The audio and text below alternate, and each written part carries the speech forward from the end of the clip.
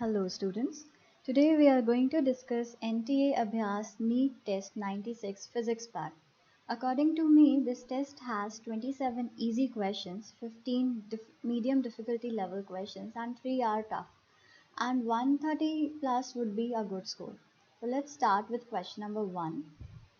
Question number 1 says, we have a proton of mass m charge e moving in circular orbit in a magnetic field with energy 1 mega eV. What should be the energy of alpha particles so that it can revolve in the path of same radius? So whenever a charged particle moves in circular orbit in magnetic field, its radius is mv by qb. अगर इसी expression को हम kinetic energy के terms में लिखें तो mv would be under root of 2km upon qb. और kinetic energy के लिए अगर रीअरेंज करें तो फॉर्मूला हो जाएगा r square q square v square upon 2m. हमें रेडियस को सेम रखना है, मैग्नेटिक फील्ड को सेम रखना है, माना kinetic energy is proportional to q square by m. अभी के अल्फा अपॉन के प्रोटॉन ये हम फाइंड करते हैं. तो अल्फा का charge is 2e square and mass is 4m. And that of proton is E, charge is E and mass is m.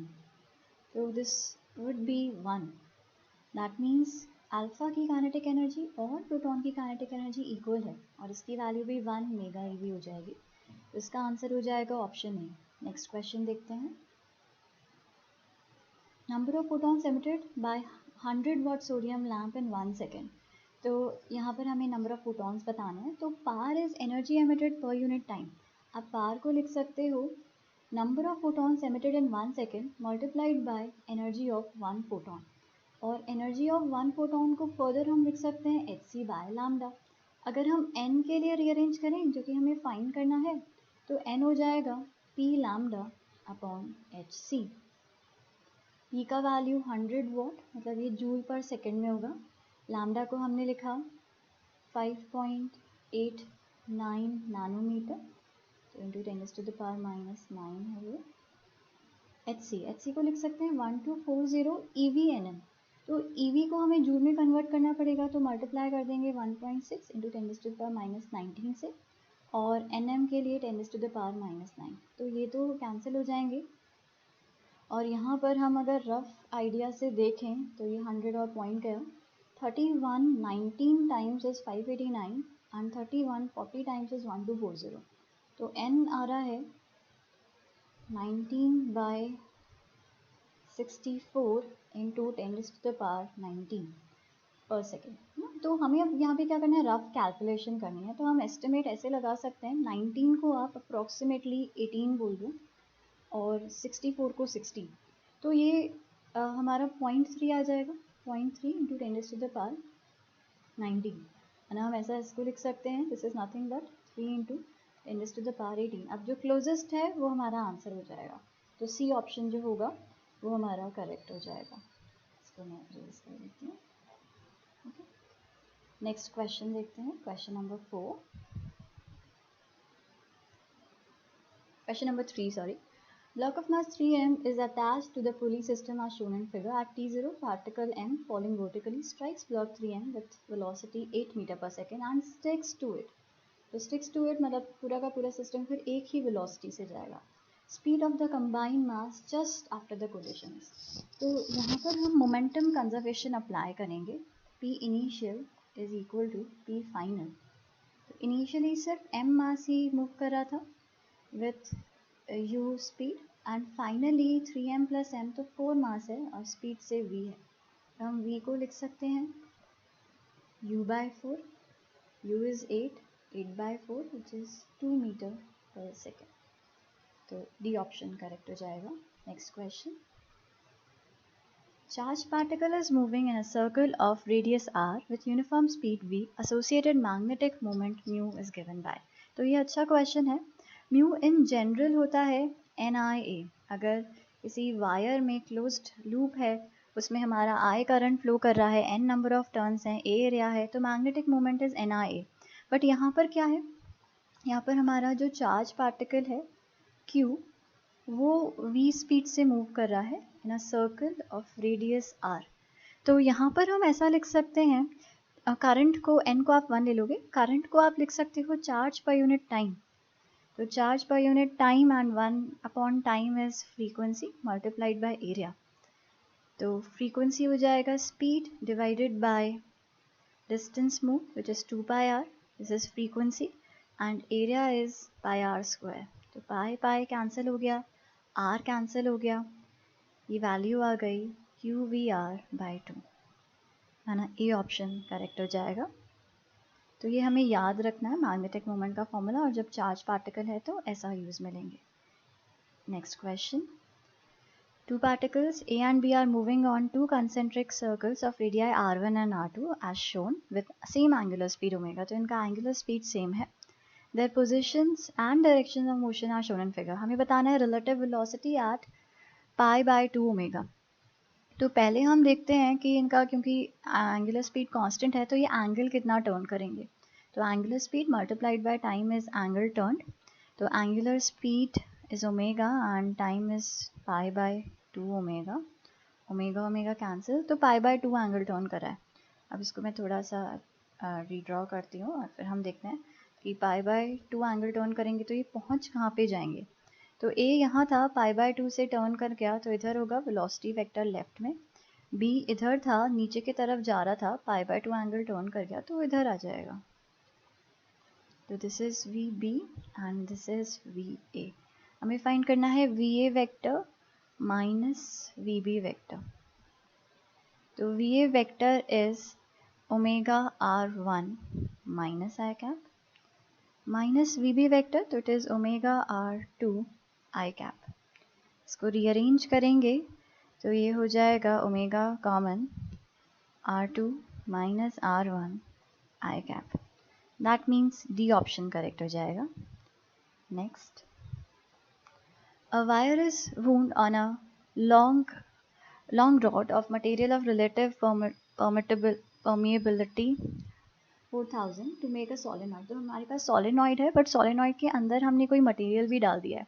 If the current through the wire is 5 ampere and number of turns per unit length is 1000 meter inverse, तो magnetic field बतानी है। तो magnetic field को हम लिख सकते हैं mu not an आई, ये एयर में। अब मटेरियल भी डाल दिया है तो म्यू आर से मल्टीप्लाई कर देंगे। Mu not is 4 pi into 10 to the power minus 7, number of turns 1000 and current flowing is 5 ampere. Okay, तो ये एंड म्यू आर, यस इसको भूल गए, म्यू आर इज 4000। तो 4 5 20 इंटू 480 पाई, फिर ये 3 3 6 और ये 10 टू द पावर माइनस 7, तो ये 10 टू द पावर माइनस 1 हो जाएगा। तो 8 पाई हमारा आंसर आ रहा है। तो रफ कैलकुलेशन करें, पाई को 3 ले लें तो 8 3 जा 24, तो उसके क्लोजेस्ट ऑप्शन ए है, तो ए इसका आंसर हो जाएगा। Next, cell can be balanced against 110 centimeter and 100 centimeter of potentiometer wire respectively with or without being short circuit through a resistance of 10 ohm। तो ये हमें फॉर्मूला याद रखना है इंटरनल रेजिस्टेंस कैलकुलेट करने का। R L1 by L2 minus 1। L1 वो length है जब आपने बैटरी को शॉर्ट सर्किट किया है, और L2 वो लेंथ है जब आपने R रेजिस्टेंस को कनेक्ट कर दिया है। तो इंटरनल रेजिस्टेंस पोटेंशियोमीटर में हम इसी फॉर्मूला से फाइंड करते हैं। R की value 10, L1 is 110 and L2 is 100 minus 1, तो ये हो जाएगा 1 ओम। तो 1 ohm correct answer. Next question, how many percent of work done by batteries consumed to fully charge a capacitor which is stored as electric potential energy in a capacitor। तो हमें ये याद रखना है जब भी आप कैपेसिटर को किसी बैटरी से कनेक्ट करते हो, V वोल्ट का बैटरी है और ये C कैपेसिटेंस है, तो वर्क डन बाय बैटरी जो होता है वो charge flown CV multiplied by potential difference across battery, तो it is CV square and energy stored in capacitor is half CV square. Okay, तो जितना भी बैटरी वर्क करती है उसका आधा जो है वो एनर्जी कैपेसिटर में यूज़ होता है, और जो आधा एनर्जी है वो हीट के फॉर्म में डिसिपेट हो जाता है, ये भी हाफ CV स्क्वायर ही आता है। तो हमसे पूछा है कितना परसेंट एनर्जी स्टोर हो रहा है, तो this would be 50%। Next question, total flux through a closed surface constructed around a positive charge of 0.5 coulomb placed in a dielectric medium of dielectric constant 10s. तो हमने गॉस लॉ में पढ़ा है कि phi is q enclosed upon epsilon naught. Epsilon naught तब लेते हैं जब मीडियम एयर है, बट कोई डायलैक्ट्रिक आ गया है तो इसको हम डायलैक्ट्रिक कांस्टेंट से मल्टीप्लाई कर देंगे. तो q enclosed is 0.5 and epsilon naught की value 8.85 into 10 to the power minus 12. epsilon r is 10. तो इसको भी हम अप्रॉक्सीमेटली ही सॉल्व करेंगे. दिस इज़ 0.5, मैं 8.85 को 9 लिख दे रही हूँ और ये 10 to the power minus 11 है, तो ये 10 to the power 11 ऊपर आ जाएगा. 5/9 इसको भी हम 10 कर देते हैं, तो 5/9 इज़ 0.55, मतलब 5.5 इंटू 10 to the power 9 ऐसा कुछ आना चाहिए. तो क्लोजेस्ट जो है वो ऑप्शन ए है, तो ये इतना ही होता होगा into 10 to the power 10. Okay, ऐसा ही रफ कैलकुलेशन हम करेंगे. Each capacitor shown in figure is 2 microfarad. Then the equivalent capacitance between points A and B is. तो each capacitor का वैल्यू 2 microfarad है. यहाँ पर जो सिस्टम है ये बैलेंस्ड व्हीटस्टोन ब्रिज है. This is the case of balanced Wheatstone bridge. तो उस केस में जो हमारा और सारे के सारे कैपेसिटेंस सेम है, तो जो इक्विवेलेंट कैपेसिटेंस होगा वो भी C हो जाएगा, विच इज़ 2 माइक्रोफैरड. और आप देख भी सकते हो अगर बैलेंस्ड है तो ये हमारा हट जाएगा. C और C इन दोनों का कॉम्बिनेशन होएगा C/2, तो पैरेलल में C/2 एंड C/2 पैरेलल में है तो इक्विवेलेंट C ही हो जाएगा. तो ये हमें याद रखना है, ये सब सारे कैपेसिटेंस जब C हैं तो इक्विवेलेंट भी C होगा. Next question. Two coils are at fixed locations when one coil has no current. When one coil has no current and the current in coil 2 increases at the rate of 15 ampere per second, तो EMF हमें given है. ये question काफ़ी अच्छा है, concept इसका अच्छा है. तो हमें ये पता है M into di2/dt is equal to EMF induced in 1 due to 2. 2 में चेंज हो रहा है और 1 में EMF इंड्यूस होगा, तो M into M is equal to E12 divided by I2/dt. इसका वैल्यू हमें गिवन है EMF इंड्यूस का 25 मिलीवोल्ट और जो di2/dt है वो है 15. तो 5/3 into 10 to the power minus 3 Henry ये वैल्यू आ रही है. अब पूछा क्या है हमसे, when coil 2 has no current, coil 1 has current of 3.6 ampere, the flux linkages. So flux linkage is n phi is equal to mi. आपको ये वैल्यू फाइंड करनी है. m तो हम फाइंड कर ही चुके हैं, 5/3 into 10 to the power minus 3 और I का जो वैल्यू है वो है 3.6 एम्पियर. तो 3 कैंसिल, 1.2 1.25 टाइम्स 6, तो 6 मिली वेबर इतना फ्लक्स लिंकेज होगा. तो ऑप्शन डी करेक्ट हो जाएगा. Okay, let's move on to next question. Question number 12. यहाँ पे हमसे बोला है we have bulb of rating this 100 watt and 200 volt. तो रेजिस्टेंस को हम ऐसा लिख सकते हैं V रेटेड का square divided by power rated. तो V rated is 200 into 200 divided by power rated which is 100. तो जो हमारा रेजिस्टेंस हो जाएगा वो होगा 400 ओम. अब आगे बोला है this bulb is connected to 160 watt power supply, the power consumption would be. तो power consumption P is equal to जो भी वोल्टेज आपने अप्लाई करा है अप्लाइड वोल्टेज का स्क्वायर डिवाइडेड बाय रेजिस्टेंस. तो applied voltage is 160 volt multiplied by 160 divided by 400, so this would be 64 watt. तो D option correct हो जाएगा. नेक्स्ट क्वेश्चन हम देखते हैं. Sorry, question number 13. तो क्वेश्चन नंबर 13 में हमसे बोला है कि distance of At a distance of 320 kilometers above the surface of the earth, the value of acceleration due to gravity will be lower than its value on the surface of the earth nearly by.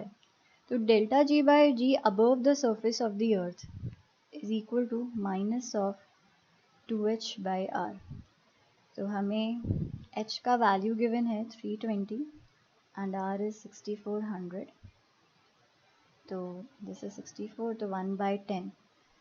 तो इसमें जो decrement आएगा percentage change अगर हम देखें delta g by g into 100, 1 by 10 into 100, तो this would be 10% का change आएगा. सी ऑप्शन करेक्ट हो जाएगा.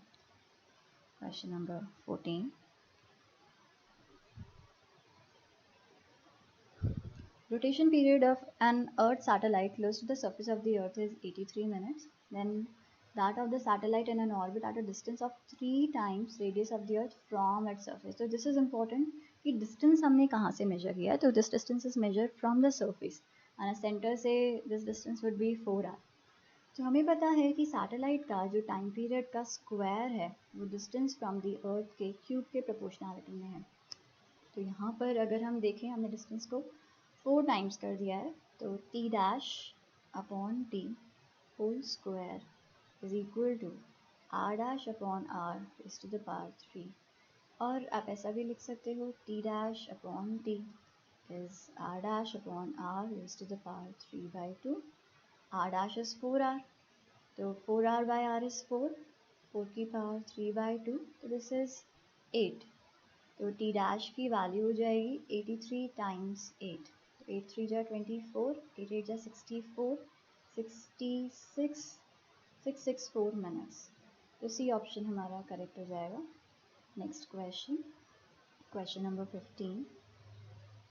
Hot water cools from 60 to 50 degrees Celsius in first 10 minutes, then to 42 degrees Celsius in next 10 minutes. Then temperature of surrounding is. तो ये heat transfer से question है. तो हम न्यूटन्स लॉ ऑफ कूलिंग को जब अप्रॉक्सीमेट करें तो ऐसा लिख सकते हैं delta theta by delta T is K times theta average minus theta S. Theta S is surrounding temperature, theta average is average temperature of theta 1 and theta 2 and this is difference of theta 1 and theta 2. तो first case के लिए apply करें तो temperature 60 to 50 हो रहा है, तो difference is 10 degree Celsius, time 10 minutes है कि एज इट इज़. और 60 और 50 का एवरेज 60 प्लस 50/2, तो this would be 55 minus theta S. Second case के लिए देखें तो 50 से 42 हो रहा है, माना 8 डिग्री का चेंज है इन 10 मिनट्स कि एज इट इज़. 50 और 42 के बीच का 50 प्लस 42/2 92/2, तो this would be 46 minus theta S. जब हम इन दोनों इक्वेशंस को डिवाइड कर देंगे तो ये हो जाएगा 10/8 is equal to 55 minus theta s upon 46 minus theta s. Rearrange करने पर 5 times 46 minus theta S is 4 times 55 minus theta s. तो अब जब थीटा एस की वैल्यू निकालोगे तो ये आ जाएगी 5 माइनस 5, तो हो जाएगा इधर आएगा 5 इंटू 46 माइनस 4 इंटू 55. ये 5 थीटा एस उधर जाएगा और यहाँ पर माइनस 4 थीटा एस था तो थीटा एस ही रह जाएगा. तो 5 4 5 6 30 0 20 230 माइनस 5 4 20 0 20 तो 220, तो डिग्री 10 डिग्री सेल्सियस आ जाएगा answer option D. Question, next question देखते हैं. Question number 16. Flask is filled with 13 gram of an ideal gas at 27 degrees Celsius and its temperature is raised to 52 degrees Celsius. Mass of the gas that has to be released to maintain the temperature of gas in the flask is at 52 degrees Celsius. The pressure remaining the same is. Okay, तो हमने pressure same रखा है क्योंकि ये vessel को हम close ही मान रहे हैं. यहाँ पर वॉल्यूम भी फिक्स होगा, P V are kept constant. पूरा का पूरा ही गैस वॉल्यूम ऑक्यूपाई कर रही है फ्लास्क का, तो ये दोनों कांस्टेंट हैं. तो यहाँ पर P V equals to N R T. P V constant माना and NT is constant, that means temperature is inversely proportional to number of moles and number of moles जो है वो मास के proportionality में है. Temperature is proportional to inversely proportional to mass. तो हमने 27 से 52 किया, 27 डिग्री सेल्सियस माना 300 केल्विन एंड 52 डिग्री सेल्सियस माना 325 केल्विन। ओके,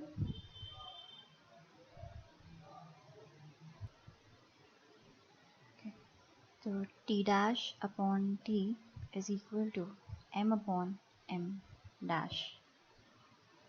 T dash 325 हमने कर दिया है, T 300 था, M 13 था और M dash हमें फाइंड करना है। तो 13 1 टाइम्स 13 2 26 6 25, तो ये M dash की वैल्यू आ जाएगी 12 ग्राम। तो पहले 13 था, अभी 12 ग्राम हो गया, माना जो प्रेशर माना जो मास रिलीज हुआ है वो 1 ग्राम है। तो ऑप्शन डी करेक्ट हो जाएगा। नेक्स्ट क्वेश्चन देखते हैं। तो यहाँ पे Carnot engine works between source and temperature of 27 degree Celsius and sink at temperature of -123 degree Celsius. तो यहाँ पर सोर्स माने TH, तो 27 डिग्री सेल्सियस माना 300 केल्विन और TC इज़ -123, -123 प्लस 273, ये हो जाएगा 150 केल्विन। अब हम अगर एफिशिएंसी देखें तो eta is 1 minus TC by TH, 1 minus 150 by 300, तो दिस वुड बी 1/2। एफिशिएंसी 0.5 हो जाएगी, ऑप्शन ए। नेक्स्ट क्वेश्चन देखते हैं, क्वेश्चन नंबर 18। क्वेश्चन नंबर 18 में एक्चुअली इन्होंने अच्छे से स्पेसिफाई नहीं किया है। इन्होंने बोला है long hollow copper tube carries current I, but कैसे अलोंग द लेंथ या फिर सर्कुलर वे में मूव करंट कैरी कर रहा है वो बताया नहीं है। तो अगर अलोंग द लेंथ होता था ऐसे तो अंदर हमारी मैग्नेटिक फील्ड ज़ीरो हो जाती क्योंकि करंट एनक्लोज ज़ीरो है। बट इन्होंने जो कंसिडर किया है, अगर ऐसे कंसिडर करते मतलब ऐसा फ्लो कर रहा है कर्व्ड सरफेस के लॉन्ग, तो ये सोलेनॉइड जैसा एक्ट करता है और बाहर मैग्नेटिक फील्ड जो है वो ज़ीरो हो जाती है। तो स्पेसिफाई अच्छे से करते तो हम बता पाते कि कौन सा ऑप्शन करेक्ट है, ए या डी में से। Next question, question number 20। Question number 20 में if in a circular coil A of radius r, current I is flowing, and another coil B, radius 2r, current 2I is flowing, then ratio of magnetic field BA and BB produced by them will be। तो circular coil के centre पर अगर आप magnetic field का formula देखो तो it is mu naught NI upon 2R, तो यहाँ N तो 1 है, I और R, तो ये I बाय R की प्रोपोर्शनैलिटी में है। तो हम BA अपॉन B देखें तो A में करंट I है, रेडियस R है, B में करंट 2I है और रेडियस 2R है, तो ये रेशो 1 आ जाएगा। तो ऑप्शन ए करेक्ट हो जाएगा। नेक्स्ट हम देखते हैं question number 20। Stone is thrown vertically upward when a particle is at a height half of the maximum height, its speed is 10 metre पर second, then maximum height attained by the particle is। तो हम इसको draw करते हैं। हमने u speed से किसी particle को थ्रो किया, ये मैक्सिमम हाइट h तक जा रहा है। जब h/2 पर है तो स्पीड हमको गिवन है 10 मीटर पर सेकेंड, 10 मीटर पर सेकेंड। तो हम पॉइंट्स को मार्क कर देते हैं। See this is point A, this is point B and this is top most point is C. अब हम इक्वेशन अप्लाई करते हैं क्योंकि एक्सेलरेशन कांस्टेंट है, तो ए टू बी में इनिशियल स्पीड है, फाइनल स्पीड है, डिस्टेंस है और एक्सेलरेशन है। तो इन चारों वेरिएबल को थर्ड इक्वेशन रिलेट करती है, तो आप लिख सकते हो v1 square is u square minus 2gh, क्योंकि एक्सेलरेशन नीचे की तरफ है और डिस्प्लेसमेंट ऊपर की तरफ, तो 2gh/2, तो हो जाएगा u square minus gh। This is equation 1 and v1 we know it is 10 square which is 100, तो ये 100 हो जाएगा। सेकेंड हम अप्लाई करते हैं a to c, तो a to c में final speed is 0, initial u square minus 2gh। This is equation number 2। हमें h फाइंड करना है तो u को एलिमिनेट कर देते हैं, u स्क्वायर को यहाँ से हम लिख सकते हैं 100 प्लस gh, तो 0 equals 100 plus GH minus 2GH, that means H का वैल्यू आ रहा है 100/G, तो 10 मीटर्स। तो ऑप्शन बी करेक्ट हो जाएगा। नेक्स्ट टाइम देखते हैं क्वेश्चन नंबर 21। तो यहाँ पे particle moves in a straight line with constant acceleration. It changes its velocity from 10 to 20 while passing through a distance 135 meter in t seconds. तो पहले points mark कर देते हैं। ए और बी दो पॉइंट्स हैं। ए पर इसका स्पीड हमें गिवन है 10 मीटर पर सेकेंड,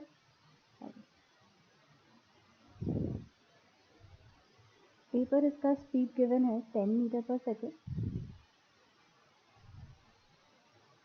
एंड बी पर स्पीड गिवन है 20 मीटर पर सेकेंड।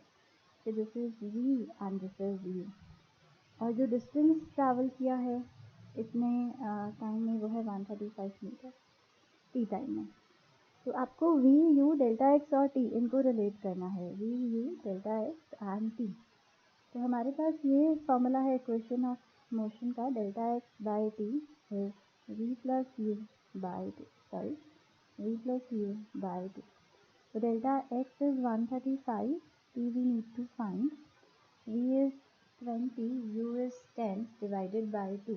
तो ये 30/2 15, 135/15, तो ये 9 सेकेंड्स आ जाएगा। तो ऑप्शन बी करेक्ट होगा। नेक्स्ट देखते हैं 22 में body of mass 4 kg accelerated upon by a constant force travels a distance of 5 meter in first second and distance of 2 meters in third second। तो ये लाइन से हमारे पास के 1D के क्वेश्चंस आए हैं। ये क्वेश्चन में भी डिफरेंट फार्मूला है, इसमें डिस्प्लेसमेंट इन nth सेकेंड का फार्मूला यूज में होगा, which is u plus a/2 into 2n minus 1। तो फर्स्ट केस के लिए displacement is 5 metres, initial speed हमें पता नहीं है तो से दिस इज u, एक्सेलरेशन भी पता नहीं है, बट फर्स्ट सेकंड की बात है तो 1 into 2 2 minus 1 which is 1। Second case में displacement is 2, initial speed is u, a/2 as it is, और n का वैल्यू थर्ड सेकेंड है तो 3 2 6 माइनस 1 5। अब इन दोनों से हमें एक्सेलरेशन फाइंड करना है तो सब ट्रैक कर देते हैं। तो 5 minus 2 3, u minus u 0, a/2 minus 5 a/2, तो that is minus 4 a/2 which is minus 2a। तो एक्सेलरेशन की वैल्यू आ रही है -3/2 मीटर पर सेकेंड स्क्वायर। हमें क्योंकि फोर्स फाइंड करना है which is mass times acceleration, mass is 4 kg multiplied by 3/2, तो 6 न्यूटन का फोर्स आएगा। अगर मैग्नीट्यूड की बात करें तो 6 न्यूटन हो जाएगा, और डायरेक्शन मोशन के ऑपोजिट लग रहा है। Next question, question number 23। Masses m1, m2 tied to a string are hanging over a light frictionless pulley. What is the acceleration of masses when they are free to move? तो यहाँ पुली block system जो है, simple पुली block system में जो हमारा acceleration है वो हम लिखेंगे net driving force F net divided by, या मैं पूरा लिख देती हूँ,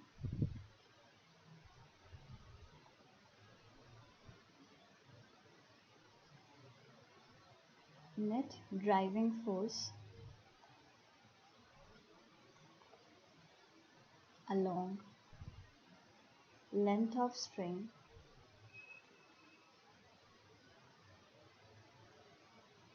divided by total mass। ये हमारा फॉर्मूला है। तो नेट ड्राइविंग फोर्स यहाँ पर m1 बड़ा है तो m1 उसको एंटी क्लॉकवाइज मूव पर आ रहा है, m2 क्लॉकवाइज, तो नेट ड्राइविंग फोर्स हो जाएगा m1g minus m2g divided by total mass which is m1 plus m2। हम वैल्यूज प्लेस करते हैं तो 5 minus 4.8 it is 0.2g, g को 9.8 लेना है, divided by m1 plus m2, तो 5 प्लस 4.8 इज़ 9.8।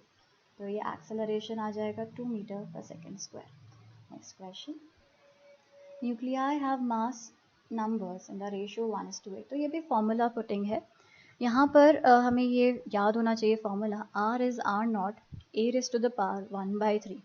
तो जो रेडियस है वो मास नंबर के 1/रूट a raise to the power 1/√3 इसके प्रोपोर्शनल होता है। तो यहाँ पर r1/r2 को हम लिख सकते हैं, it is a1/a2 whole raised to the power 1/3।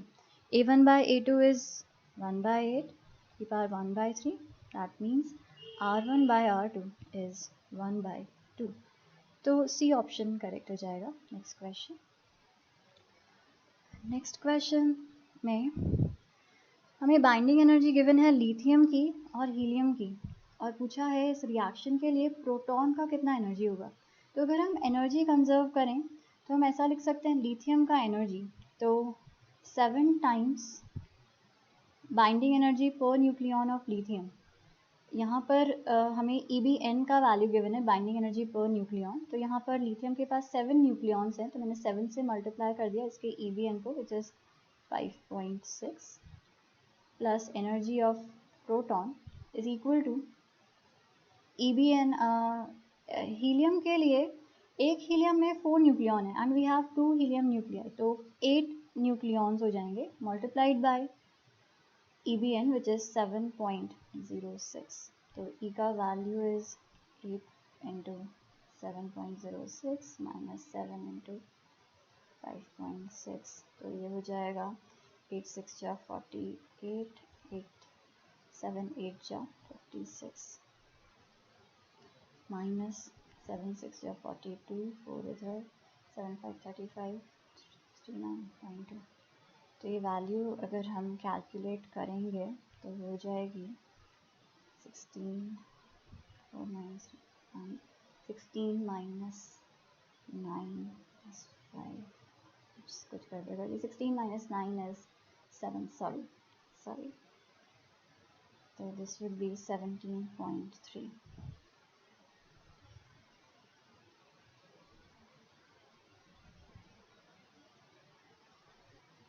Let's move to next question, 26. So here we have particle moves on x-axis according to equation this. तो x हमें given है x naught sin square omega t. The motion is simple harmonic और हमें amplitude और time period बताना है। तो ऐसा ही question last time भी आया था 95 NTA में। Sin square omega t को we can write 1 minus,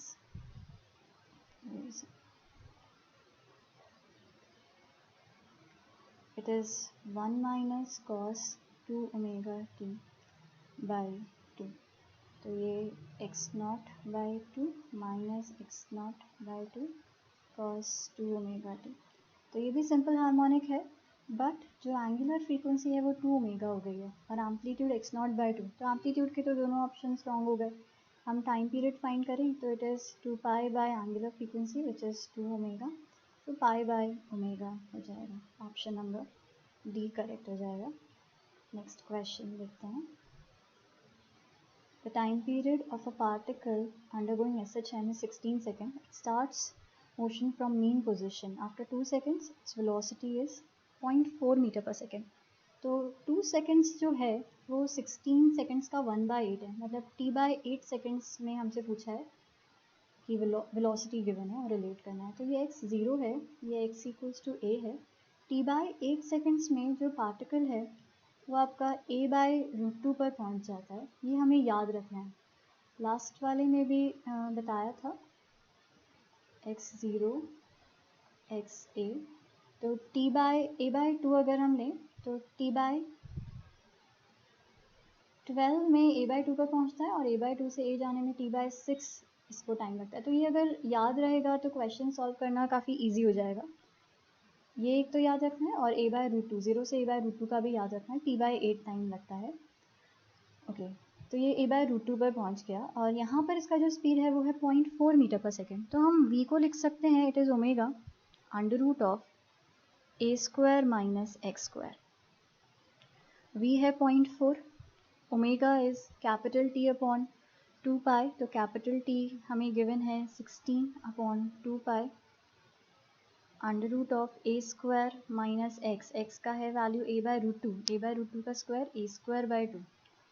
तो अगर a के लिए हम इसको रीअरेंज करेंगे तो ये हो जाएगा 2 पाई इंटू 0.4 डिवाइडेड बाई 16, ये a² 2 होगा, अंडर रूट लेंगे तो a/√2 और √2 यहाँ मल्टीप्लाई हो जाएगा। तो दिस इम्प्लाइज a इज, इसको भी हम रफली सॉल्व करेंगे तो 4 1 4 4 2 1 जा 2, 2 2 जा, और ये 1/√2, 1/√2 इज़ 0.7. 0.7 को अगर हम 3 से मल्टीप्लाई करें, 0.7 इंटू 3 इज़ 2.1, और 2.1 डिवाइडेड बाई 10 तो 0.21 के आसपास आएगा. I think I have made a mistake somewhere.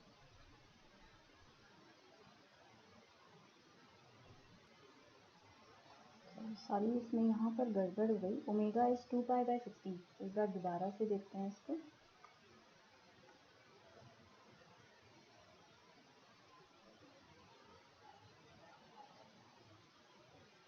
Values हम ध्यान से फेस करें, मेरी जैसी मिस्टेक नहीं करें.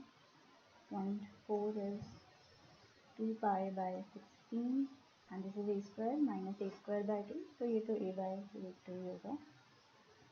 रीअरेंज करने पर a आ जाएगा 0.4 इंटू 16√2 अपॉन 2π. तो हम इसको सॉल्व करेंगे तो अप्रॉक्सीमेटली ये 10 हो गया, 2 1 एंड दिस इज 2, तो 32/3.14. तो ये अप्रॉक्सीमेटली अगर हम कैंसिल कर दें 31 और 32 को, तो ये √2 1.44 इसके ही आसपास आ जाएगा. तो ऑप्शन ए करेक्ट होगा. Next question, question number 28. How many photons are emitted by laser of source 5 milliwatt operating at 632 nm in 2 seconds? तो हमने इसी में ही एक फॉर्मूला देखा था, P is NhC/λ. हमें बताना है 2 सेकेंड्स में कितने फोटॉन्स एमिट हो रहे हैं. तो capital N is N into delta T, और N की value P lambda upon HC into delta T. तो P lambda, P is 5 milliwatt 10⁻⁻³ HC is 1240 eV/nm. तो मैं EV को ही कन्वर्ट कर रही हूँ, ऊपर वाला nm में ही डालूँगी. ये है 632 इंटू 2. तो इसमें थोड़ी कैलकुलेशन ज़्यादा है, आपको अच्छे से ये कैलकुलेट करना पड़ेगा. अगर हम कैलकुलेट करेंगे तो आंसर 3.2 इंटू 10⁻16 आ जाएगा. तो इतने फोटॉन्स जो हैं वो हमारे रिलीज होंगे. Next question, light of energy 2 eV. ये बहुत ही सिंपल सा क्वेश्चन है. हमें h न्यू का वैल्यू गिवन है, 2 eV, वर्क फंक्शन गिवन है 1.4 और स्टॉपिंग पोटेंशियल पूछा है. तो k max is h new minus 5. Just subtract करना है. 2 माइनस 1.4 दैट इज 0.6 वोल्ट. तो 0.6 वोल्ट आंसर हो जाएगा. Next question, neck and bottom of a bottle are 3 centimetre and 15 centimetre. तो हम ये ड्रॉ कर लेते हैं. तो एक बॉटल है जिसका नेक और बॉटम अलग अलग है radius. If the cork is pressed with a force of 12 Newton. तो यहाँ पर हम फोर्स लगा रहे हैं F1 12 न्यूटन का. Then the force exerted on the bottom of the bottle is. तो यहाँ पर जो प्रेशर है वो पूरे में सेम ट्रांसमिट होता है. तो हम ऐसा लिख सकते हैं P is equal to F upon A. क्योंकि P कांस्टेंट है तो F is proportional to A and A in turn proportional हो जाएगा R² के. तो आप लिख सकते हो F2/F1 is R2/R1 whole square. R2 is 15, R1 is 3 whole square. तो ये 5 का स्क्वायर 25. 25 इंटू 12 तो ये 300 न्यूटन हो जाएगा. नेक्स्ट क्वेश्चन, ये वाला क्वेश्चन भी अच्छा है. हमारे पास ये दो स्फेरिकल बबल्स हैं जो कि कंबाइन कर रहे हैं, और हमें बताना है कि आइसोथर्मल कंडीशन में रेडियस कंबाइन का जो भी बबल बन रहा है वो क्या होगा. ये जैसे R1 रेडियस है और ये R2 रेडियस का बबल है, और ये कोलीज करके एक बबल बना रहे हैं जिसका रेडियस R है. तो हमें बताना है कि ये R की वैल्यु क्या होगी एंड आइसोथर्मल कंडीशन से. तो एक तो हम यहाँ पे प्रेशर की वैल्यू लिख सकते हैं. P1 is equal to P0 plus 4s/R1, क्योंकि सब बबल है तो 4s/R1, और यहाँ पर वैक्यूम लिया हुआ है तो P की वैल्यू 0 हो जाएगी. तो it is just 4s/R1. Similarly P2 हो जाएगा 0 प्लस 4s/R2, और यहाँ पर जो P है वो हो जाएगा 4s/R. तो ये वैल्यूज़ हमने लिख दी. अब नंबर ऑफ मोल्स हम कंजर्व करते हैं N1 is equal to N2 is equal to NF. N is equal to PV by RT. तो P1 V1 upon RT plus P2 V2 upon RT. तो टेम्परेचर सब में सेम है, PV upon RT. इसी को ही यहाँ पर मैं सॉल्व करती हूँ. तो P1 is 4s by R1 into V1 is 4/3 by R1 cube plus P2 is 4s by R2 into 4/3 by R2 cube equals 4s by R into 4/3 pi R cube. तो यहाँ 4/3 पाई पूरे में से कैंसिल हो जाएगा और ये जो R है एक R1 एक R स्क्वायर के साथ कैंसिल होगा, यहाँ पे स्क्वायर बचेगा. ऐसे ही यहाँ पे तो निकल के ऐसा आएगा R1 square plus R2 square is R square. ये रिलेशन आ जाएगा, माने R is under root of R1 square plus R2 square. Next question देखते हैं हम. Converging lens has a focal length converging lens has a focal length of 0.12 meter. To get an image of unit magnification, the object should be placed at what distance from the converging lens. जब हमें magnification का value 1 चाहिए तो हमें ये case याद रखना है, हमें ऑब्जेक्ट को 2f डिस्टेंस पे प्लेस करना चाहिए. जब 2f पर प्लेस करेंगे तो ही हमारा जो इमेज है दूसरे साइड पर 2f पर बनेगा और मैग्निफिकेशन 1 हो जाएगा. तो 2f दैट मीन्स 0.24. तो 0.24 पर हमें इसे प्लेस करना है. Next question. An illuminated object and a screen are placed 90 cm apart. Focal length and nature of lens required to produce a clear image on screen. Twice the size of the object will be. तो ये थोड़ा solve करने वाला question है. ये हमारे पास ये object है और यहाँ पर स्क्रीन है. तो ऑब्जेक्ट को से हमने x डिस्टेंस पर रखा है. Object and screen are place 90 centimetre apart. तो ऑब्जेक्ट और स्क्रीन के बीच में 90 का गैप है. अगर ये x है तो ये 90 माइनस एक्स हो जाएगा. तो यहाँ पे u की value is minus x and v की वैल्यू इज़ 90 माइनस एक्स. और f हमें फाइंड करना है. गिवन क्या है कि मैग्निफिकेशन ट्वाइस है प्लस रियल इमेज बन रही है तो इन्वर्टेड भी होगी. तो मैग्निफिकेशन इज़ -2.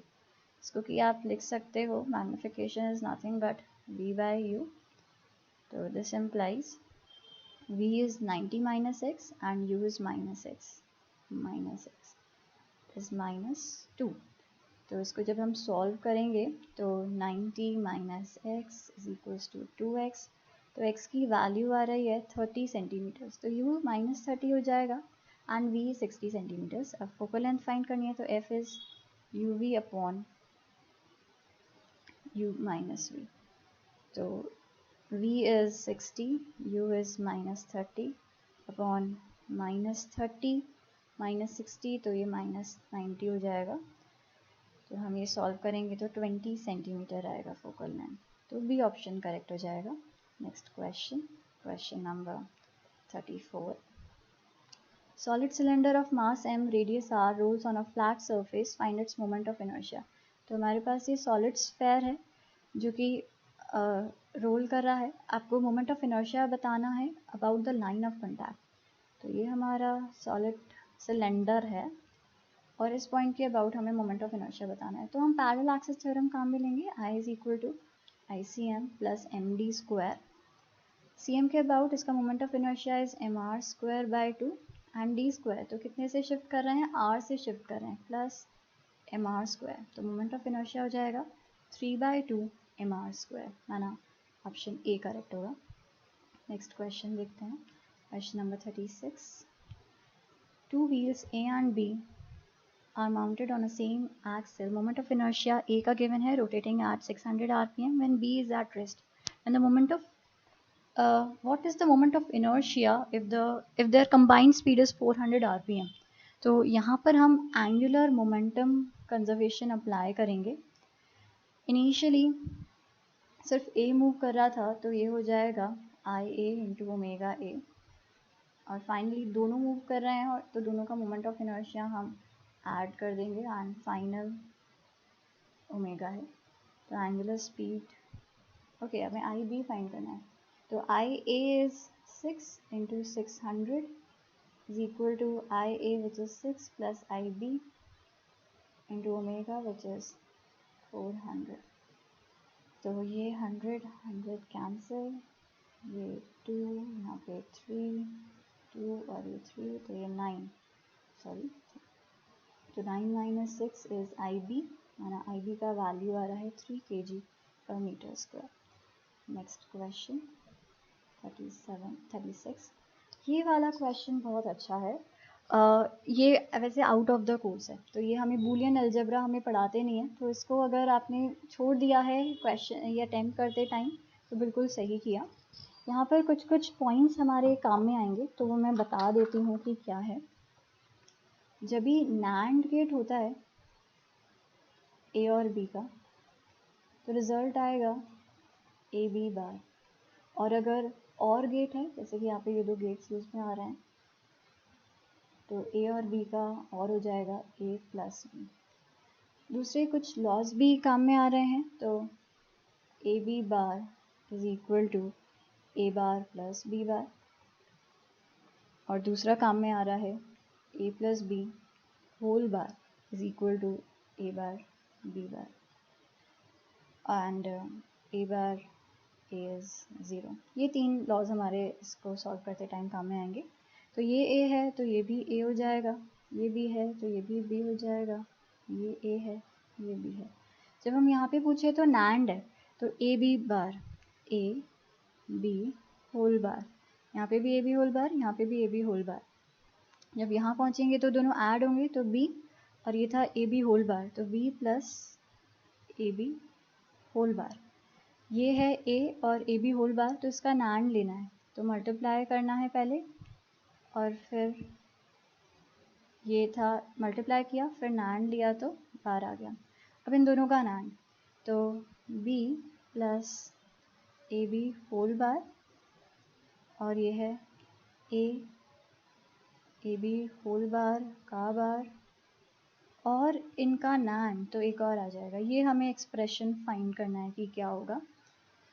तो आप इसमें फर्स्ट लॉ अप्लाई कर सकते हो. A B whole bar is A bar plus B bar, तो ये ए ये बी इनका होल बार है, इसको हम ऐसा लिख सकते हैं B plus A B whole bar का bar plus A B whole bar, ये बार था ही, और लॉ के हिसाब से एक और बार आएगा. तो ये भी हमें पता होना चाहिए, दो बार अगर बार हो जाता है तो वही वाला क्वांटिटी आ जाता है, तो ये भी हमें याद रखना है. ओके, अब यहाँ पर इसको तो हम ए बार ए बी होल बार ही लिख देंगे. ये वाला जो एक्सप्रेशन है ये लिखा हुआ है, इसको आप ऐसा रीड कर सकते हो ए बी का whole bar is A bar B bar, तो बी प्लस समथिंग का whole bar is B bar, और ये जो था ए बी का बार, और ये एक्सप्रेशन तो बार का बार है तो वही आ जाएगा ये भी होल बार, ऐसा हम लिख देंगे. ये भी हमारा जो है ए बी ही बन जाएगा, तो ये एक्सप्रेशन अभी ऐसा बना B bar A B plus A B whole bar. Okay, अब यहाँ से हम क्या कर सकते हैं, हम ए को कॉमन ले सकते हैं, तो ये हो गया B bar B plus A B whole bar.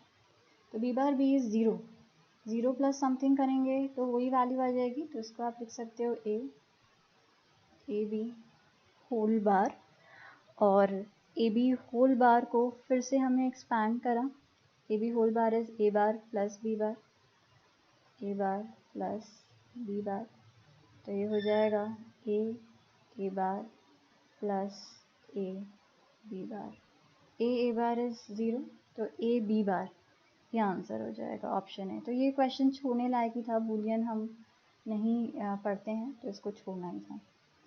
Question number 37 में हमको Na गिवन है, और ये फॉस्फोरस कितने ऐड करे वो गिवन है, माने Ne गिवन है, और होल कॉन्सेंट्रेशन बताना है. तो ये फॉर्मूला हमें पता होना चाहिए, Na² इज NeNH,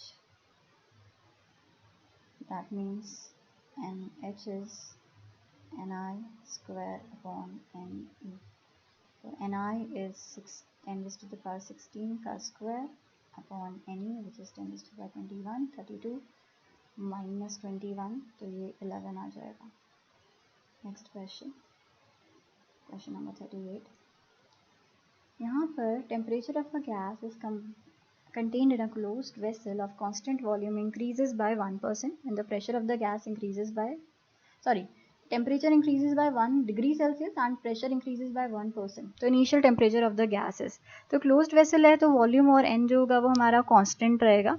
तो हम PV equals to nRT देखें तो यहाँ पर आप ऐसा लिख सकते हो delta P by P is equal to delta T by T. Delta P by P हमको 1% गिवन है और delta T is 1 degree Celsius. तो चेंज 1 केल्विन का हो 1 डिग्री सेल्सियस का हो एक ही बात है. और यहाँ टेम्परेचर, इसमें ध्यान देने वाला पॉइंट ये है कि जब हम PV इक्वल्स टू nRT लिखते हैं तो T जो है वो केल्विन में ही आता है. तो यहाँ पर जो आंसर आएगा हमारा वो जाएगा 100 केल्विन. तो ए ऑप्शन करेक्ट होगा. Next question, dimension formula for magnetic induction B is, तो आपको B का फॉर्मूला बताना है. तो हम किसी फॉर्मूला से रिलेट करेंगे तभी इसका डायमेंशनल फॉर्मूला आएगा. तो B को हम लिख सकते हैं हम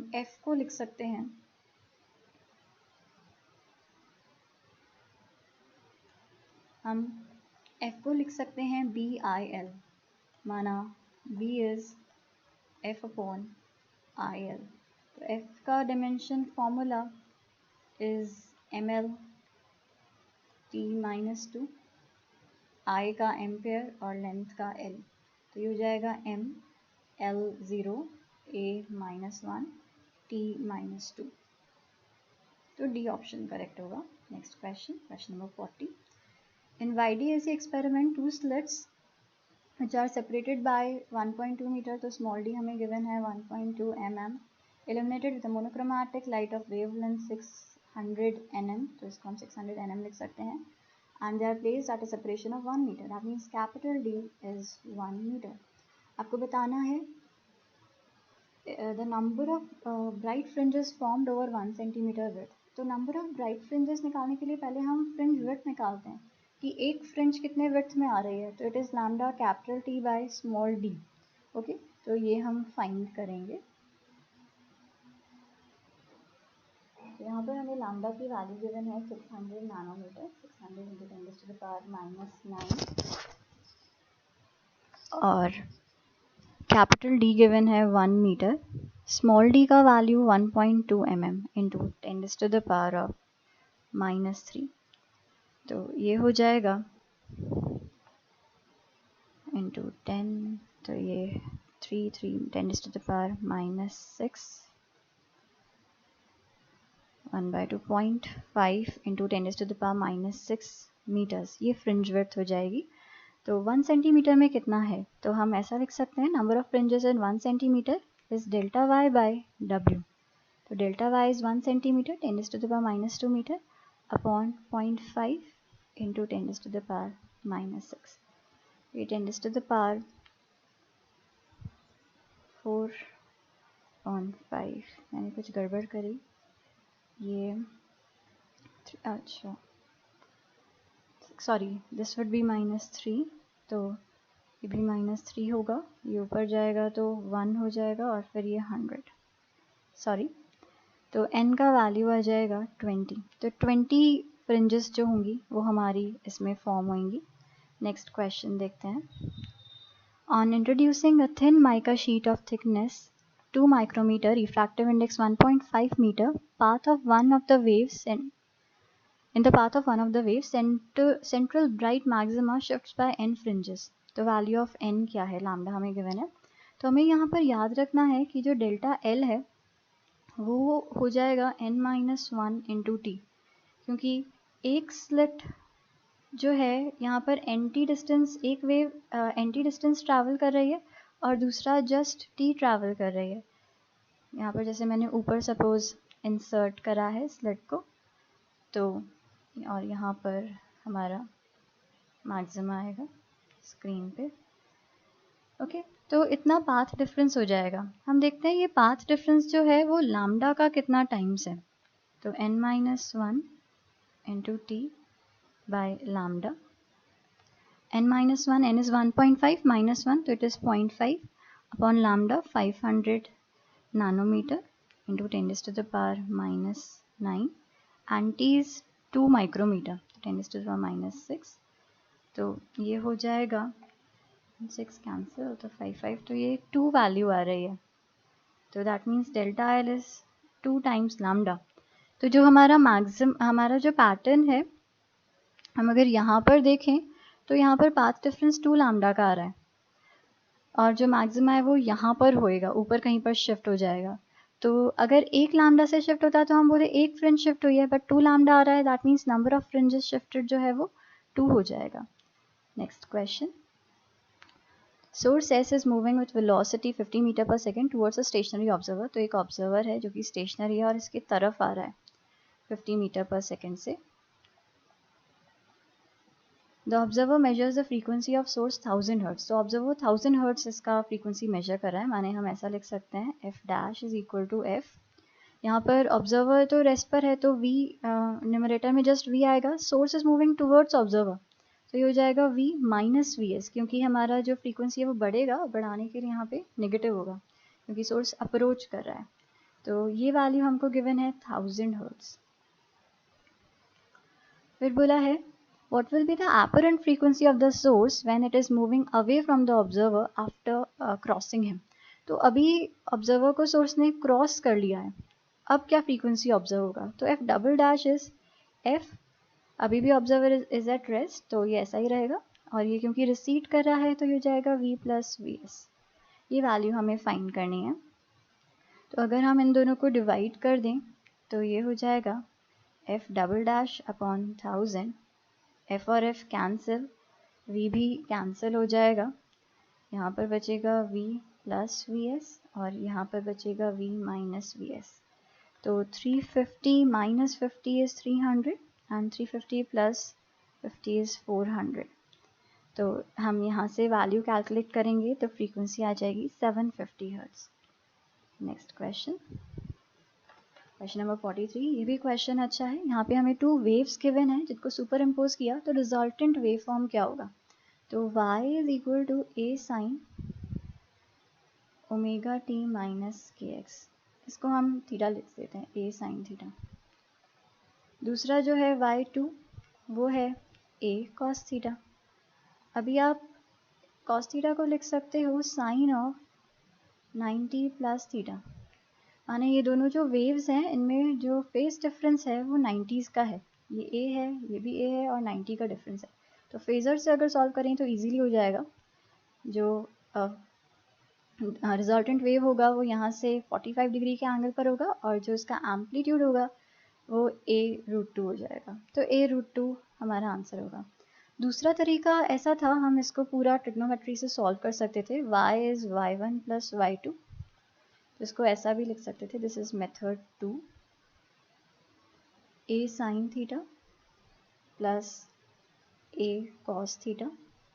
अभी a को हमने कॉमन ले लिया और यहाँ पर लिखा sine theta plus cos theta. अब यहाँ पर जो भी इनके कोफिशिएंट हैं उनका हमने स्क्वायर किया, तो इसका कोफिशिएंट 1, 1 का स्क्वायर 1, इसका भी कोफिशिएंट 1, 1 का स्क्वायर 1, और उनको ऐड कर लिया तो 1 प्लस 1 2 और उसका अंडर रूट तो √2। तो √2 से हमने मल्टीप्लाई भी करा और यहाँ पे डिवाइड भी करा। अब आप इसको ऐसा लिख सकते हो a√2 1/√2, 1/√2 को हम लिख सकते हैं cos 45, सॉरी 1/√2 को हम लिख देंगे cos 45 साइन थीटा, और इस 1/√2 को लिख दिया साइन 45 cos थीटा। तो ये हो जाएगा √2a cos a sine b plus sine a cos b is sine of a plus b, तो साइन ऑफ थीटा प्लस 45 है ना। तो यहाँ पर भी एम्पलीट्यूड जो आ रहा है वो √2a आ रहा है। तो दोनों मेथड हैं, इसी से भी हम सॉल्व कर सकते हैं। Next question, swing of spring constant k is initially stretched by x0 from unstretched position, then the work required to stretch is further by x naught is. तो पहले हमने इसको एक्स नॉट से स्ट्रेच किया, उसमें वर्क हो जाएगा half के एक्स नॉट स्क्वायर, फिर फर्दर एक्स नॉट से किया माना अभी हो गया 2x नॉट, तो जो वर्क होगा वो डेल्टा यू, अभी 2x नॉट का स्ट्रेच है तो हाफ 2x नॉट का स्क्वायर, और इनिशियल स्ट्रेच था x नॉट तो हाफ के x नॉट स्क्वायर, तो दिस वुड बी हाफ के common, 4x not square minus x not square तो 3x नॉट स्क्वायर। तो ये हम वैल्यूज़ प्लेस कर देते हैं, हाफ इंटू के is 5 into 10⁻³ into 3 into x not is 0.5 divided by 100 का स्क्वायर, तो 5/100। तो इसको जब हम सॉल्व करेंगे तो आंसर 18.75 आ जाएगा, यस 18.75 जूल, तो बी ऑप्शन करेक्ट होगा। Next question, person holds a bucket of weight 60 Newton. He walks 7 meter along the horizontal path, then climbs up a vertical distance of 5 meter. Then work done by the man is। तो पहले circular path में move कर रहा है, circular path में move कर रहा है तो जो फोर्स लगा रहा होएगा वो डिस्प्लेसमेंट के परपेंडिकुलर होगा। ये मूव ऐसे कर रहा है, फोर्स वर्टिकल में लगा रहा है, तो यहाँ पे तो वर्क ज़ीरो हो जाएगा। फिर जब ये ऊपर की तरफ क्लाइम कर रहा है तो mg के अगेंस्ट ये वर्क कर रहा होगा, फोर्स ऊपर की तरफ लगा रहा है और डिस्प्लेसमेंट भी ऊपर की तरफ है, तो यहाँ पे वर्क आएगा। तो ये 60 न्यूटन mg के अगेंस्ट वर्क लगा रहा है तो इतना फोर्स लगा रहा है तो इतना ही फोर्स होगा, एंड डिस्प्लेसमेंट इज़ 5 मीटर्स, तो जो वर्क होगा वो 300 जूल हो जाएगा। दैट मीन्स ऑप्शन है। Okay, thank you.